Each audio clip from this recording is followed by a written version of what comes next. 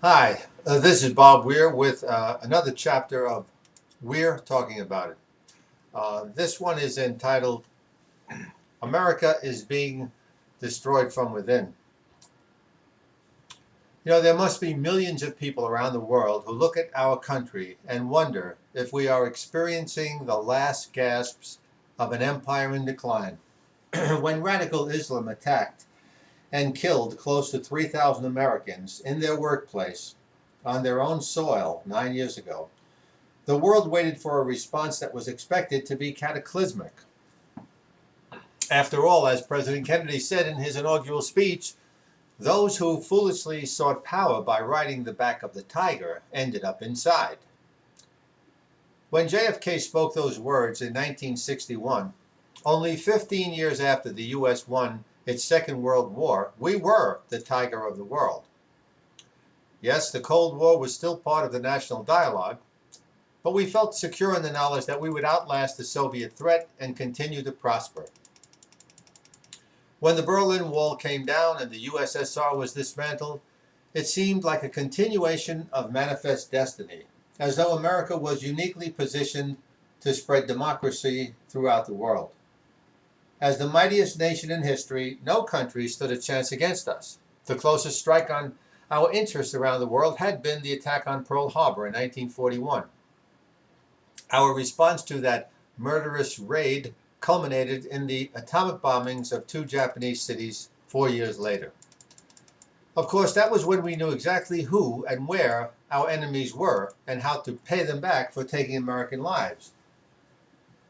When radical Muslims bombed the World Trade Center the first time in 1993, killing 6 and injuring over 1,000, the public was outraged but wasn't clear about who to strike back at.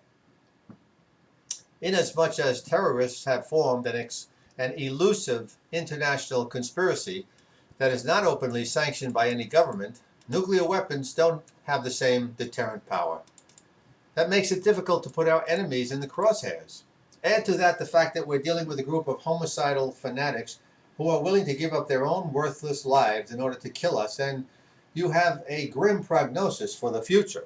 We can't imagine asking our soldiers to commit suicide by flying airplanes into occupied buildings. Therefore, one of the most powerful weapons we have is symbolism. It's vital that the world knows how strong we feel about a religion that has been hijacked by extremists and turned into a killing machine that uses people, including children, as bombs. Now, in the most revolting example of colossal gall I've ever witnessed, Muslims want to build a 15-story mega mosque and Islamic community center a few hundred feet from ground zero, where extremists, followers of their religion, murdered thousands of innocent people. If this doesn't tell us that they have no respect for the United States, nothing will convince us.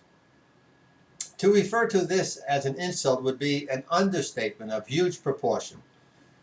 The scene of that horrible tragedy has become sacred ground to millions of Americans, especially to the loved ones of the victims who, like millions of others around the globe, will never forget the sight of people jumping from great heights rather than face a fiery death in that Islamic jihad created inferno. The excruciating pain for the families of the 9/11 victims becomes even more agonizing when you realize that Faisal Rouf, the imam who will be running it, is the guy who, in a 60 Minutes segment just weeks after the 9/11 attack, said, quote, "I wouldn't say that the United States deserved what happened, but United States policies were an accessory to the crime that happened," unquote. Moreover, the name of the planned obscenity will be Cordoba House, named for Cordoba, Spain, the capital of Muslim conquerors. Could it be made any clearer that this is being done to celebrate a victory for Muslims? In typical liberal fashion, New York City Mayor Michael Bloomberg is supporting this desecration by stating that, quote, "everything the United States stands for and New York stands for is tolerance and openness," unquote.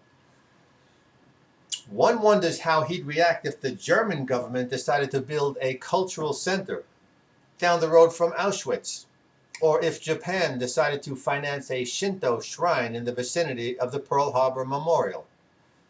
Frankly, I'm tired of being told that I'm not tolerant enough because I refuse to let people wipe their feet on my country.